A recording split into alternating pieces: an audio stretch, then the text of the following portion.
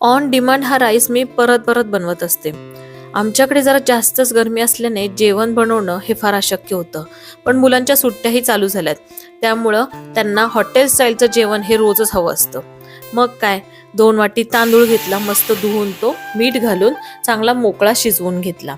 ह्या अंडा राईससाठी आपल्याला कांद्याचा जास्त वापर करायचा आहे. तर 2 ते 3 मोठे कांदे एकदम बारीक चिरून घेतलेत आणि भात जो आहे तो मी ताटामध्ये काढून थंड होण्यासाठी मोकळा करून ठेवलाय.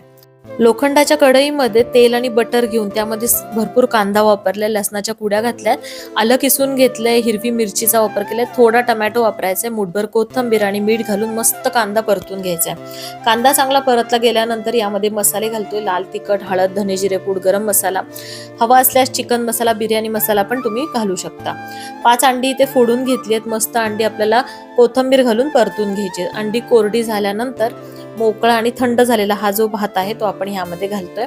मस्त भात आपल्याला परतून घ्यायचा आहे. कोथिंबीर परत थोडीशी मी इथं वापरली आहे.